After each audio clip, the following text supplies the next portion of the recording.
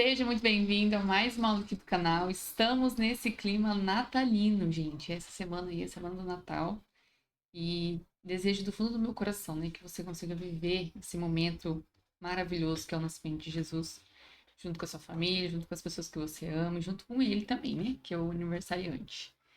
Na aula de hoje a gente vai ver sobre a atividade de água. Esse é um termo um pouco não, né? Na verdade ele é muito específico para a área de alimentos. Então, eu estudei isso quando estava na graduação e eu estudei isso só em bioquímica de alimentos.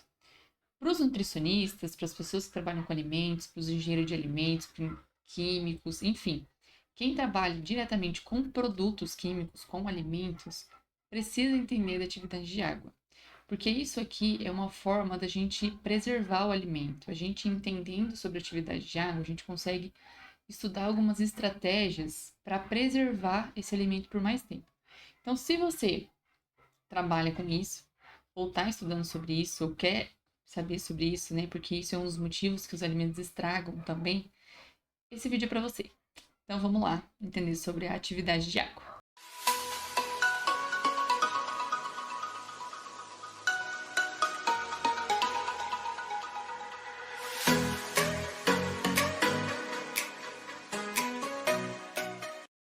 Bom, primeira coisa, a gente precisa entender os tipos de água que tem em alimentos, né? Às vezes a gente pensa assim, nossa, como assim? Tem mais de um tipo? Sim, tem mais de um tipo. Os alimentos, eles têm dois tipos de água, a água livre e a água ligada. O que é a água ligada? A água ligada, ela tá ali ligada mesmo, literalmente, às moléculas. Então, ela tá, por exemplo, eu tenho lá um carboidrato e eu tenho uma água ligada nesse carboidrato, sabe?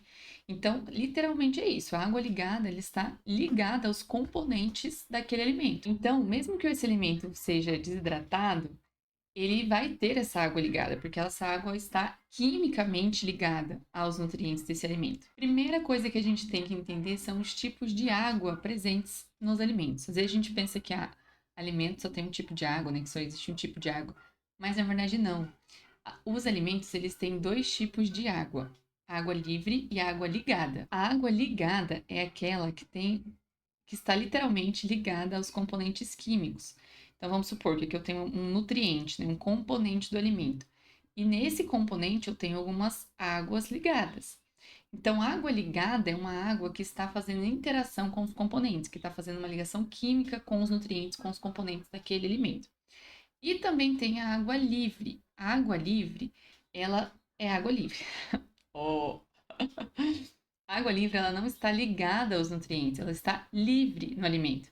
Então, vamos supor que eu, né, seque o alimento, que eu faço uma desidratação, né? Eu vou produzir lá uma fruta desidratada. Nesse caso, a água ligada, ela não sai desse componente. Ela está quimicamente ligada. Agora, a água livre sai. Então, a água livre é como se a gente estivesse falando, né, da umidade.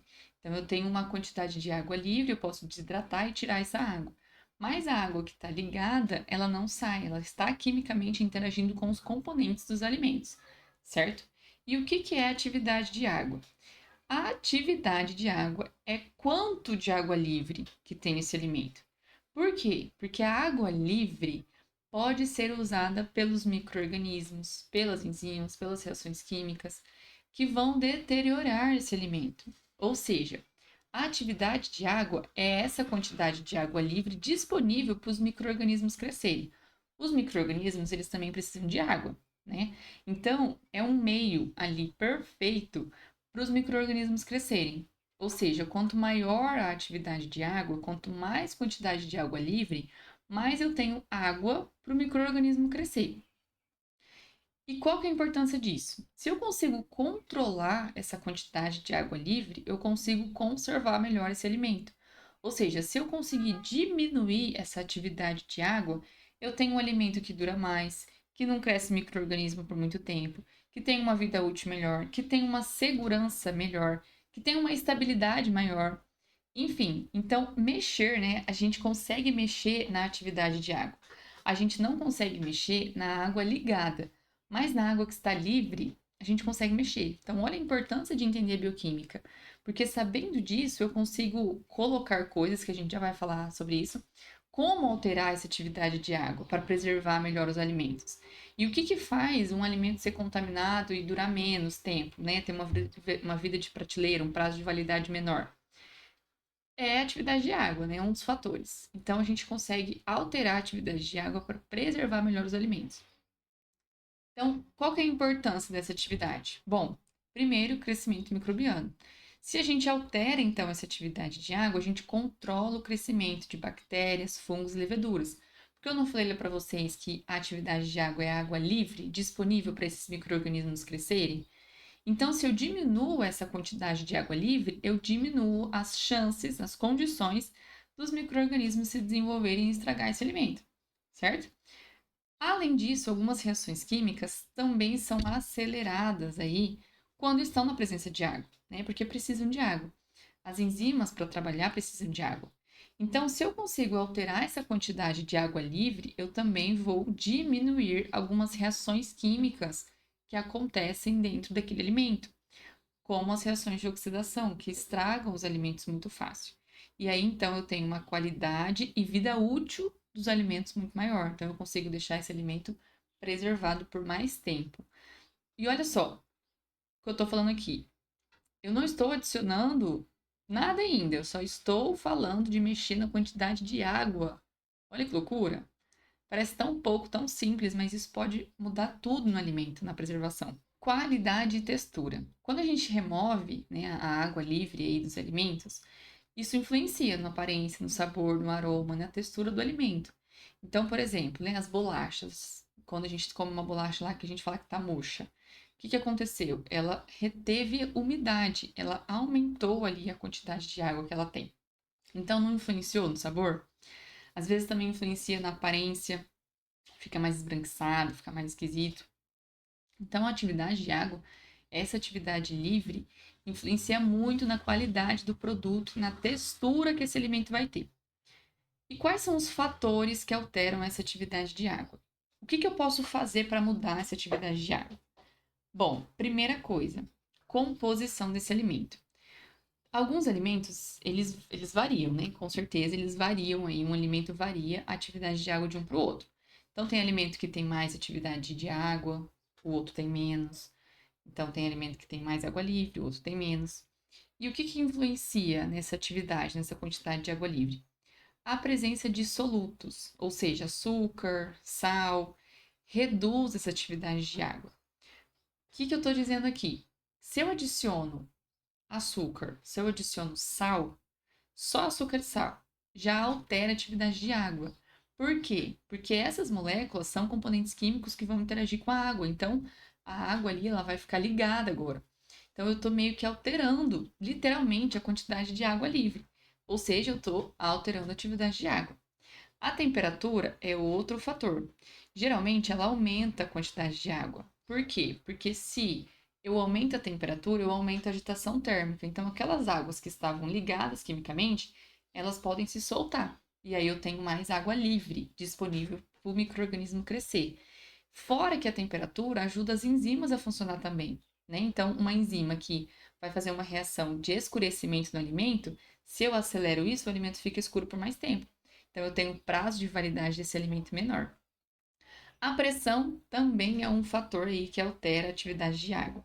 Então, a gente tem também o mesmo sentido, né? Que se eu pressiono muito, eu posso liberar essa água que está ligada e ficar mais livre. Ou então, se eu deixo tudo a vácuo, né? Se eu não tenho pressão nenhuma, não tenho gás nenhum ali dentro, eu também posso alterar essa atividade de água. E aí, então, nós podemos usar esse conhecimento para algumas estratégias para preservar melhor, para conservar esses alimentos. Ou seja, vamos supor aqui a refrigeração. Refrigeração é uma redução da temperatura, então ela diminui a atividade de água, então ela deixa a água ali paradinha. É por isso que a gente coloca alimento na geladeira, né? Porque essa refrigeração ela retarda o metabolismo de micro-organismos, ela diminui a atividade de água, então eu preservo o alimento por mais tempo. Outra coisa, né, que a gente pode fazer, outra estratégia, é a adição de soluto. Então, a adição dessas moléculas que eu falei, dos carboidratos, dos sais e outros solutos também, que aí eles vão diminuir a atividade de água. É aqui que acontece a questão da compota, né? A compota é o quê? É só fruta e açúcar, às vezes, ou sal, enfim, alguma coisa aí. Só eu colocando isso, eu já estou alterando a atividade de água. Então, esse alimento ele vai ser preservado por mais tempo. Então, eu dou menos chance para o micro-organismo crescer. Por isso que as compotas duram tanto. E se você parar para pensar ali, só tem a fruta em si e o açúcar, né? As geleias, por exemplo, quando a gente faz em casa, dura muito. Por quê? Porque a gente coloca muito açúcar, né? Quem faz com açúcar. Então, esse açúcar ele já é um conservante. Por quê? Porque ele diminui a quantidade de água livre. Ele diminui a atividade de água. E aí os micro-organismos não conseguem crescer. Então, o alimento vai durar mais tempo. Outra coisa que a gente pode fazer é secar, né? Remover essa água livre, remover essa atividade de água. E aí, com certeza, né?